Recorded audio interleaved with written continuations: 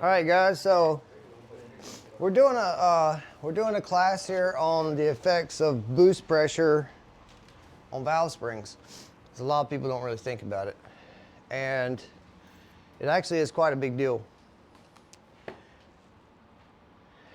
When you set up a cylinder head, or even the cylinder heads that are stock factory, the factory has set up cylinder heads, valve springs, so that they accomplish the mission, which is, if the engine was designed to go from idle to 6,000 RPMs, then the engine should be able to do that. In order to do that, the lifter or follower, if it's overhead, has to stay planted to the camshaft lobe. And that has to stay planted to the, if it has a rock arm, or the valve itself, so that you have stability and you have proper valve timing. Because the moment the cam lobe or lifter or follower is no longer in contact with the push rod or the valve, all the components that might be there, the moment none of them are in sync, in direct contact with each other, you have what's called float. And that float means that for that moment, the valve is not responding to the camshaft, but yet the crank and piston are still doing their thing. They're still rotating, and piston's still going up and down. And for a moment, your valve in the head may be wherever it is at that time, okay? So one of the signs of valve float is when you get to a particular RPM, the engine starts misfiring. It doesn't seem to want to rev any further. And you can seriously damage an engine in valve float. Now a lot of these, like some of the really old wore out engines, they'll float valves at 4,500 RPMs, they get really tired, or sometimes sooner than that. And the spring pressures are so light, and you're not even lifting the valve that far because it's stock, it's old. As far as damaging it, it's probably so worn out you're not going to damage it no worse than it is. But when it comes to performance things where you have high pressures, high RPMs, you can really tear one up. And in fact, you can blow the thing up. So we want to talk about valve springs today, and more importantly, boost pressure. So many years ago, a guy brought me a cylinder head in, or a pair of heads, off of a 302 Ford, and it was out of a, I want to say it was like a late 80s, early 90s Mustang GT, and he had put a belt-driven supercharger on the car. And he also had a upgrade camshaft, but it wasn't big enough to even have a lump to it. It was just slightly bigger. I didn't even see the cams, so I have no idea what the specs were. If I had to guess, they were probably 215, 218 at 50, maybe 220 or something on the exhaust. It was very, very small. And also it was a fuel injected car. So when he brought me the heads, the first thing I noticed was I took the valve spring compressor and I could barely get the retainers to release. And this was the stock Ford roller engine camshafts, right? I mean, as far as it was just barely a step above that, but that was it. That was the only modifications they had done to it. So these springs were not heavy. They may have been brand new. They may have been 115 to 125 on the seat as far as spring pressure, and I could not get them to release. So I took a really large socket and put a wooden block under the valves, and I went to sledgehammering this thing, and that's what it took to get them separated. I couldn't believe it. So what had happened is, when he put the supercharger on the engine, and this guy was, what we say in the South, he was a hell raiser, let me tell you. Everywhere he went was wide open. When he installed the supercharger, and then when I noticed that I couldn't get the retainers and locks to release, I have a big, very powerful air-powered spring compressor, and then I have one when we do really large racing engines with large, heavy valve springs. I have a giant C-clamp, and I couldn't get it to release. You wouldn't believe it. And we always tap on them a little bit, but I had to sledgehammer these things off. And when they released, it made the loudest shotgun popping noise you ever heard. And all the locks, with the exception of maybe one or two, were broken. The locks were broken where they were busted in half. And so what we're talking about, if you're looking on the screen, is the lock. This is what we're talking about here. And I hope that, is the camera focused on? Okay, good. So the lock was broke this way. It was broke right dead center. And all of them, with the exception of one or two, was broken. Now, I got to investigating this thing, and also the valve itself in the keeper groove was just, the metal was rolled. On the top was a square groove lock system, and the metal on the top edge was just rolled towards the tip, like the valve at any moment was trying to come out. And I thought to myself, what in the world? So finally, I got the springs off, I got the valves out, and obviously this is not the valve, but the valve face was beat. You wouldn't believe it. It was literally that valve seat area.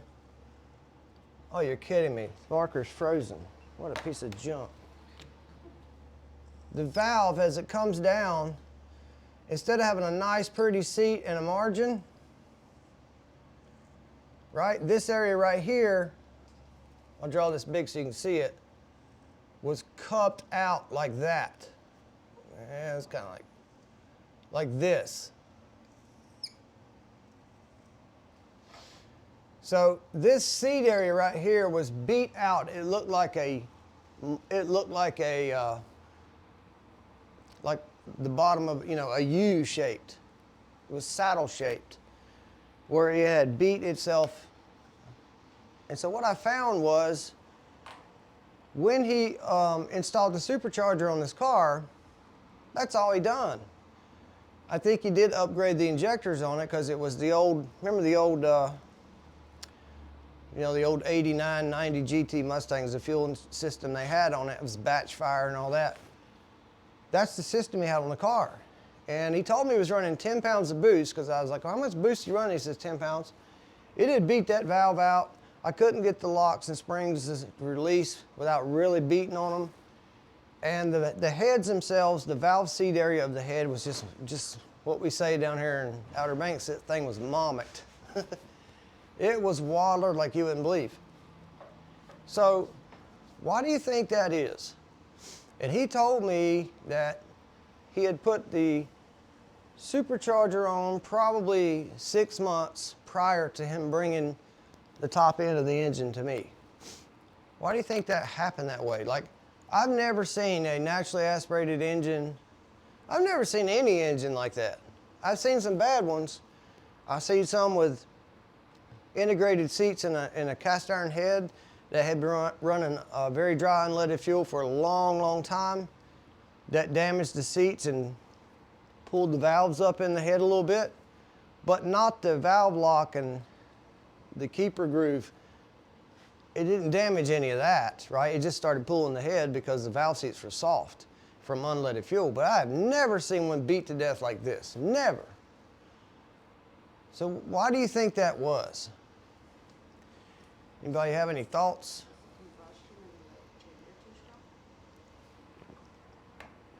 No. When he applied the supercharger, he told me the only thing he'd done was upgrade the fuel system. So where was his failure? Probably needed a bigger spring to control the air coming through there. The air pushed on the back of the valve. So basically, because he applied the supercharger, he should have upgraded his valve train. Now, why is that, and how do we know? Okay, and that's what I want to talk about today. So many people are overlooking this. Now, before anybody on YouTube sends me hate mail, and What was I was this week? I was retarded this week. And I don't know what all else they said about me, but before anybody sends something ridiculous like that, can you get by with it? Yes. Should you get by with it? No. And what I'm going to tell you here will make your engine way better. And it's just science, okay? So anytime you do anything to the valve train, there's always robbing Peter to pay Paul. There will be no free lunches in performance engines. There's just not. There's nothing you can't overcome, but you have to address it. And when we add boost pressure, whether it's by turbo or supercharger, there will be a cause and effect. And in this case, his valves were basically chattering. And literally his valve was pulsating under boost pressure because the spring could not handle it. Now let's be clear, the intake valve, always larger than the exhaust. Which one's receiving the boost pressure? Intake valve. The intake valve. Which one has to overcome the pressure to open? The exhaust valve. So the exhaust valve sees the pressure on the bottom side, therefore the valve and rocker, push rod if it has one, lifter, cam lobe, all of that sees excessive cylinder pressures that it has to overcome to open the exhaust, whereas the intake valve, that boost pressure is trying to open it when it ain't time. All right? And then you have the issue of hydraulic lifters involved. We'll get to that as well. So how can we know that, okay, we're going to put some boost on this vehicle? What should we do to make sure that this thing holds together? And there's some simple mathematics. Number one, anytime you apply pressure, whether it's hydraulic, liquids, or air pressure to a surface, you figure that pressure being applied by knowing the area of where or what you're applying that pressure to. In the case of a valve, we need to find the surface area. Why? Because the pressure you apply is multiplied. If I apply 100 pounds of pressure to an object that's 2 inches around, I'm no longer applying 100 pounds of pressure. It's multiplied. That's how the brake system works. We have a little master cylinder on the firewall, and when you force your brake pedal down, it sends fluid at a particular pressure to the caliper, and the size of that caliper dictates how much pressure is going to be applied to that brake pad. And what a lot of people done is, rather than running like we used to do, one large piston in the caliper, we've gone now to multiple smaller pistons. And the reason for that is for your brake pad to not deflect, because that one big piston in the caliper would apply all the pressure dead center of that pad, but the outer edges of the pad wouldn't make good contact. And so now we've gone to 4 and 6 piston calipers so that all the brake pad has direct pressure on that pad, and it squeezes the rotor much better. And whatever the diameter is of those pistons in the caliper is multiplied. It multiplies the pressure that's being applied. And the same thing applies here. So if you got a valve spring that's rated for your stock camshaft of, say, 95 pounds, and you apply 10 pounds of boost, you're in trouble. You're going to either cause it to drop a valve or float the valves very early in the RPM band. And the damage when one of these comes off is extreme. Your engine was not made to have this between the piston and the head. And it will destroy it. It could possibly ruin it unfixable. I mean, I haven't had this happen to me, but I've seen blocks where pistons, the valves fell down, and it literally broke the side of the block out because they were at higher RPMs and it was a big valve, had nowhere to go. And it broke the cylinder wall, which broke the outside wall. The head's aluminum, they can be fixed with, you got a skilled guy who can weld. But a cast iron block, a lot of times you can re-sleeve them, but if it knocks the outside wall out, man, that's a lot of money. And they can bend crankshafts. And they can break main caps. I'll never forget one time we had this 572. It was the very first all aluminum big block that Dart made.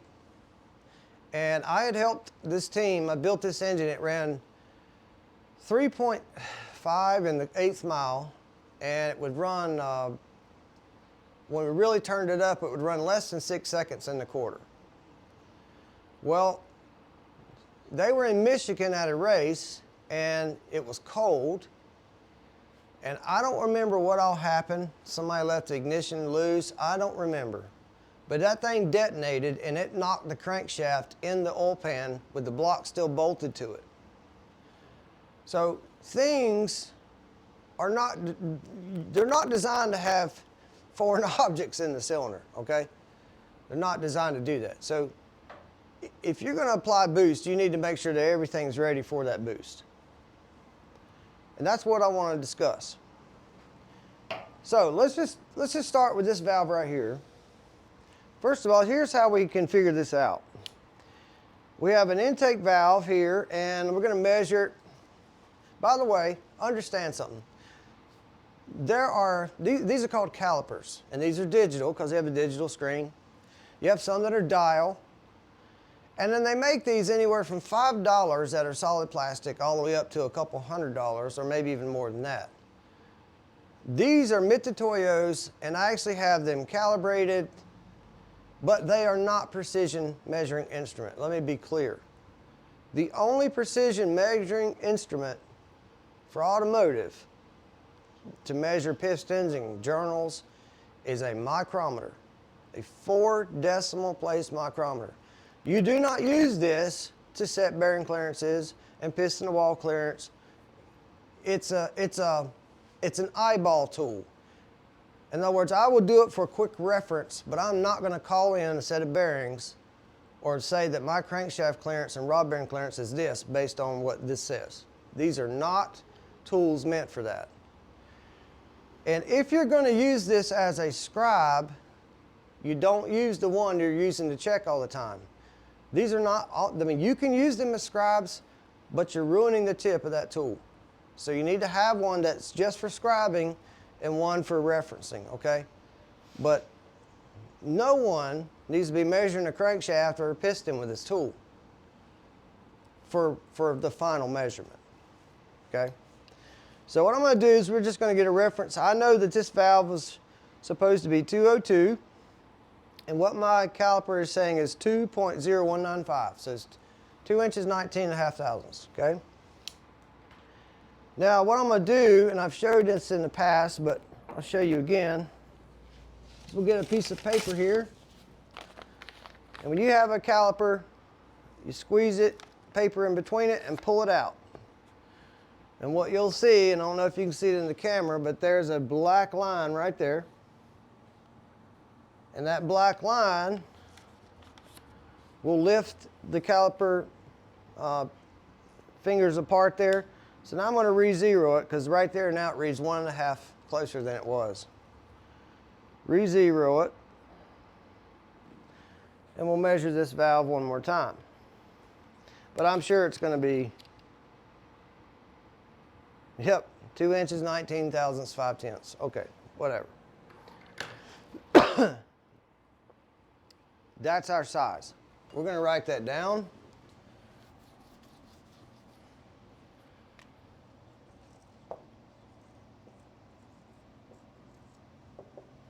Now, you know me, when we're doing any kind of measuring, 4 decimal places at all time, right? So, what is the formula to find the area of a round disc or a circle? All right? Well, the formula is area equals pi and then radius squared. All right?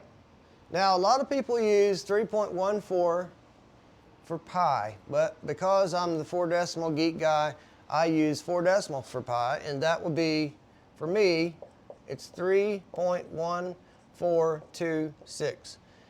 And I do that because it's consistently always the same measuring for me.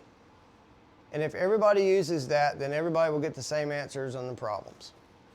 Now, with that being said, we know that what is 2 inches 19,005 What is that? That is the diameter of that valve. And to find the radius of a diameter, okay, you got a diameter and a radius. All right, so this is a radius. And the formula says we got to square the radius. So to find the diameter, you're going to take, and somebody do this for me, 2.0195 and divide that by 2. 1.009. Okay, so we're going to make it 4 decimals, so it'd be 8. Now, radius squared means it's not times 2, it's times itself. So square 1.0098.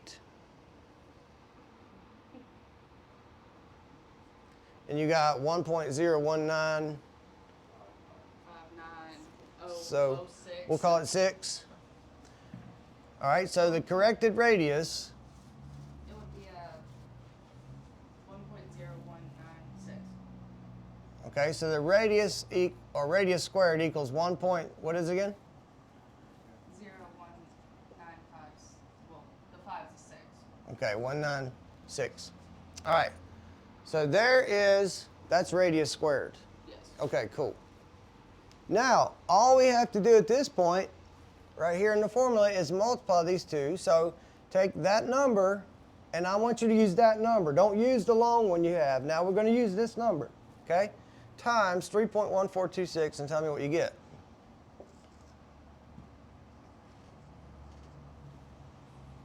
Anybody? 3.20315. 3.20. 315. You could round it up to, yeah. All right. That's cool. So you now have an area of basically 3.2 inches. Now wait a minute. This valve was supposed to be 2.020 in diameter, but for some reason we have a area of 3.2 inches. And is that right? It is. Because of the behavior of the law of physics, even though this is a 2 inch and 20 thousandths valve, it has a surface area of 3.2 inches. And that's going to be important. So, now all we have to do is figure out how does that area of the valve, the 3.2 inches, what does that do for me? What do I do with that information? Okay? Yes? You were on a point. Go ahead.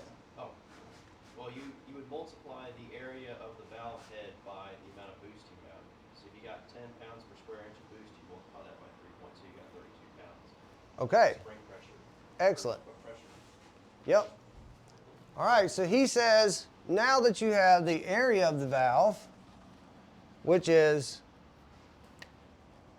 3.2 inches, you're going to multiply that. We're going to write area underneath this times the boost PSI. And what the guy said he was running 10 pounds. Yeah. So we're going to put 10 here, and that equals what? 32 pounds. Okay. Now, does anybody see a problem? If your cam and lifter setup said we need 100 pounds of seat pressure to make this cam and lifter combination work, okay, no problem. 100 pounds, that's easy, right? But then you decide you want to add a 10 pounds boost of turbo or supercharger. what now have you just done to this valve train setup? You just took 32 pounds of boost, or 32 pounds of spring pressure off the valve. Because you now have, on the back side of that valve, let's see, I'm trying to do this. Well, let's just say you got a 32-pound weight. It's a 32-pound weight, and it is now sitting right on top of that valve. So you're supposed to have 100 pounds of seat pressure, but you now only have about 68 at 10 pounds of boost. So this doesn't really affect it at idle, and it really doesn't affect it at 1,000, 2,000. Depends on how soon the boost comes in. But at 10 pounds, you have now only 68 pounds of spring pressure. And I can doggone promise you that valve will not shut at 68 pounds of spring pressure at 5,000 to 6,000 RPMs. You say, well, what will happen? It's going to flutter. And here's the thing, you got to understand this. At RPM, when the intake valve's trying to shut, you have a velocity issue that amplifies this. So now that air pressure, the air speed, this is why I love if density tries to come into play. That air speed passing by the valve and the seat as that valve is trying to close, it's also like a wall. And that valve's trying to shut and it can't. Not very well. We're talking about when you really, like this situation, you have an extremely light valve spring stock and you add that kind of boost pressure, yeah, you're going to have problems. And so what happens is guys don't notice it at very low RPMs, you know, below 3,000 or something, may not notice it, but then they step on the throttle and all of a sudden, yeah, she cranks out, she whap, smoking the tires, and all of a sudden, she got valve float early. What's the main problem when you start floating valves? The main problem is the engine, the crankshaft and the camshaft, they don't stop. So that lifter is in limbo, waiting for the lobe to come around and hit it like a baseball bat. Or the push rod dislodges, and now the lifter goes flying out of the hole. And other issues depending on the type of valve train you have. So guys, this is a very common problem for novices who don't understand what they're doing. They just see a supercharger and they throw it on their car. But also like videos where, you know, if you're running a hydraulic lifter, you've now amplified this problem even worse. And I'll be honest with you, I don't understand the fascination. Okay, I get the fascination if you're doing a very mild street build and you don't want to have to ever crack a valve cover, and okay, I get it. But the moment you start thinking, oh, I want to turn it 7,500 and I want to run 20 and 30 pounds of boost and blah, blah, blah, blah, blah, I don't get the fascination. If you want to spend that much time and money on a car, building the engine correctly, getting it tuned correctly, putting the parts and labor involved to do that, why in the world are you running hydraulic? I don't get it. People are saying, and I hear this all the time, well, hydraulic lifters aren't as good as they used to be. No, the real problem is you're taking them to a place they weren't designed to go. That's the problem. Morel makes a very good hydraulic roller lifter. And I'll play stupid sometimes, I'll be honest. I'll be like, hey, I don't know anything about this, what do you think? And I'll just wait and hear what people have to say. And I'm like, the responses I get, it's like, really? I'm asking you for your opinion and this is what you want to tell me? And you're supposed to be knowledgeable on the subject? Wow, it's so disappointing. Listen, I've had hydraulic lifters, for example, I've had hydraulic lifters with 80 pounds of oil pressure that we have to actually put lash in it. I've set hydraulic roller lifters at 15,000 slash before and turned nearly 7,800 RPM with a heavy stainless valve and 200 pounds of spring pressure. But here's the thing, just because I got by with it, does that mean that was intelligent? No, because if that plunger breaks or I knock the oil out of that lifter, what have I done to my engine the moment it loses contact with the valve train? Because it will. When that plunger breaks in that lifter or lose oil in the lifter, the push rod is coming out. At that point, there's nothing to hold that link bar lifter in the hole, and it's coming out. And it's going to turn the other one sideways, which is going to stop the cam dead in its tracks, which is going to completely wipe out my engine. What is the point? And I don't care who disagrees. I truly don't. If I'm going to build you an engine that's reliable and you want to really abuse this engine and race this engine and have some serious power and do all this stuff, why are we doing hydraulic? Come on, man. And this business of not checking valves or thinking it's not, you know, listen, I'm going to check the valves. Do they move a lot? No. But how do I know they don't? Do you think that I'm going to sit back for a very expensive engine and look at that motor and go, yeah, I don't need a valve adjustment? How do you know? Is it worth it for you to not check your valves? No, it is not. A valve adjustment is critical. That's why we do them constantly in circle track. Do we have to move them? No, we don't have to move them. But sometimes I will. Sometimes I'll tune the engine with valve lash. But to say I don't ever have to look at them, it doesn't make sense to me. You got all this time and money in the motor, you're not going to know when that thing starts tuliping a valve until it's too late. You're not going to know if you've got a keeper trying to pull through the retainer until it's too late.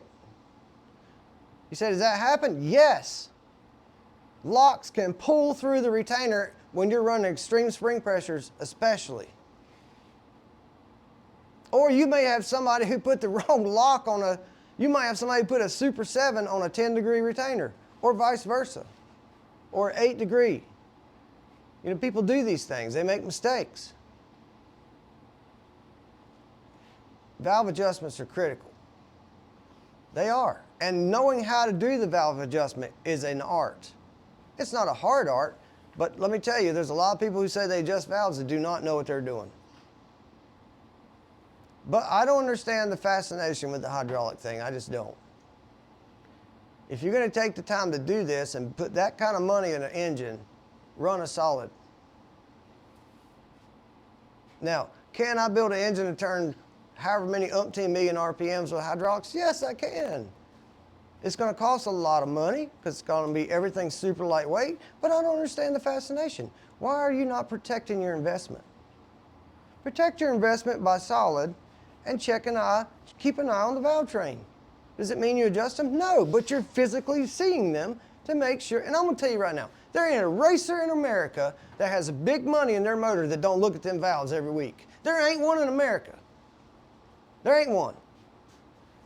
Now, if you got a little drag motor you run once in a while and it makes 600-700 horsepower and you race once a month or once a year, I ain't talking about you. I'm talking about serious racers. There ain't one in America that don't check them every week or sometimes multiple times a week. It is that important. And that's just the way I see it. But this right here is overlooked. Overlooked a lot, especially by novices or people who are boosting for the first time. Now, why is this important to you?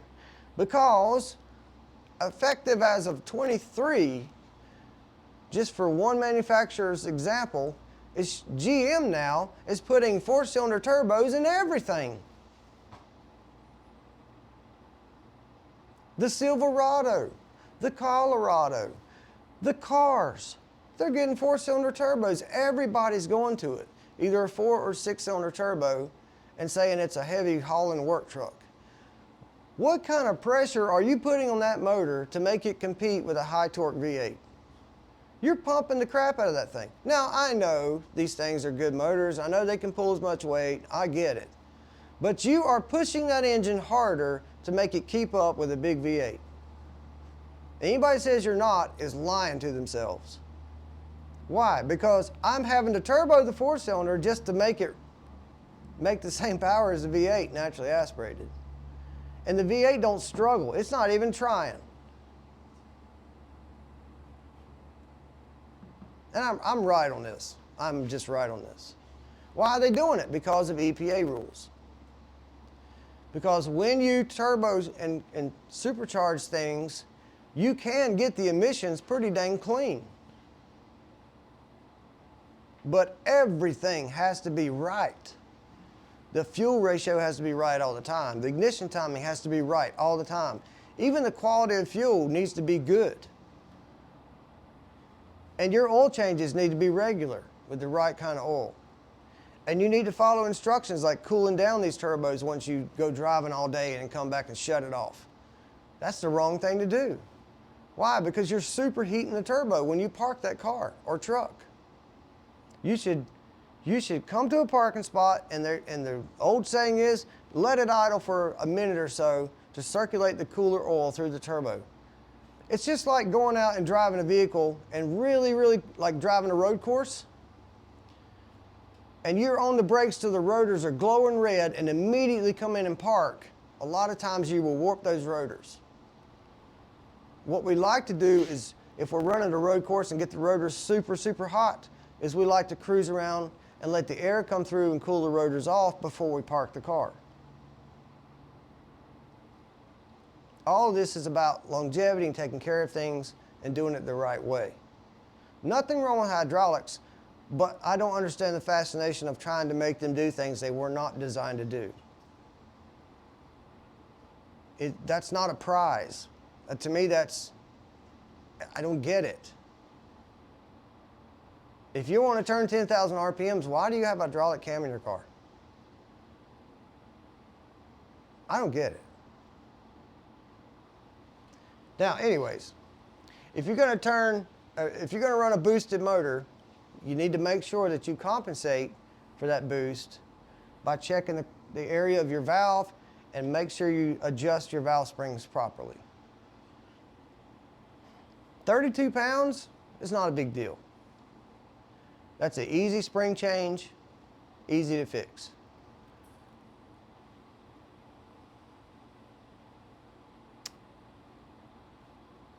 To tell you how much this affects an engine, and to tell you how much it affects the exhaust side, because remember, the boost is pushing on the back of the intake, and the boost wants to prevent the exhaust valve from opening.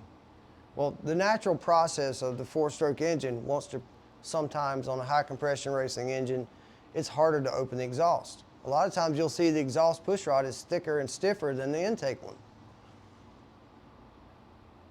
But here's a little story for you.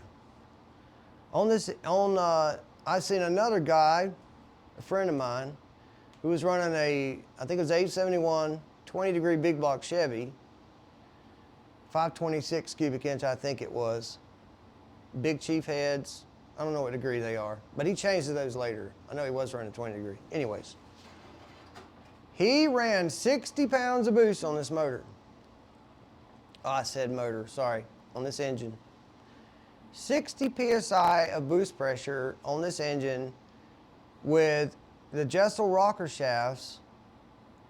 And the shaft system did not have very many mounting places in this particular cylinder head. There weren't very many places to screw the mounting shaft down to the head. And this thing expanded so much that when the engine cooled off, the valves would not even close. And at temperature, it was 26 thousandths lash. That's how much this thing moved. It was an aluminum block, aluminum head, 871 blower. And I saw this with my own eyes. And I was like, hey man, these valves won't even close. They're not shutting all the way. Of course, he had so much compression, it actually started. But at temperature, there was 26 thousandths lash in the rocker arm. Now, I don't build things like that, so that was not my deal. But I saw him go to the track, and I don't know what happened to the car, didn't tune it or anything like that, but I saw this thing lift the rocker shafts off the head because the exhaust valves would not open under boost. It had to be in spark knocker detonation, but at 60 psi, and I have no idea what the ignition timing was, the exhaust valve push rods, every one of them were cranked over, and these were half-inch push rods. They were bent like a V, like a boomerang, and it pulled the bolts out of the rocker shafts. So improperly building and tuning your engine for boost is a good way to wreck it.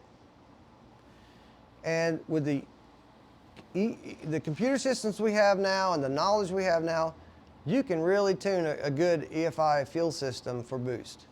It's not hard to do. And there are lots of very knowledgeable people out there. But my goal, because of the NASCAR upbringing, is if it don't finish the race, I have no chance of winning. And I'm not going to do something that just doesn't make sense. Not putting the right spring with boost doesn't make sense to me.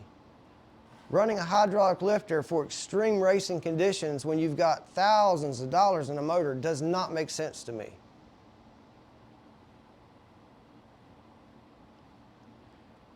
So, there you go. I wanted to make sure that you saw this. Now, how this applies to you, like I said earlier, is every vehicle coming in the future is going to be 4-cylinder turboed or 4-cylinder supercharged, and I'm hoping the new administration changes some of this stuff. But you're going to have to understand that there's going to be times where you have valve spring issues because of the new builds. You need to understand that this valve spring, although I'm sure properly chosen by the manufacturer, once it gets some time on it and a ton of heat cycles, you may have to be diagnosing these things. So if a guy says, hey, my engine runs perfect, but when I get to 5,000, it just doesn't want to rev. You have to get inside and dig in that engine, and there's no check engine codes or nothing. Why? Because this is not an electrical problem.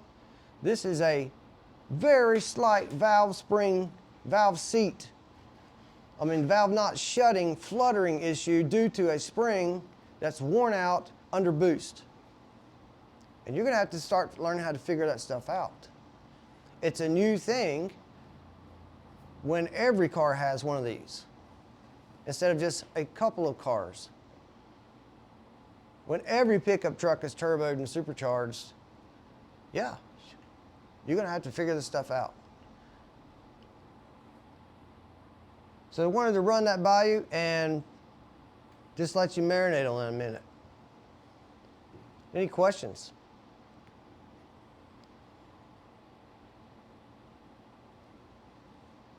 All right, cool. Let's take a break.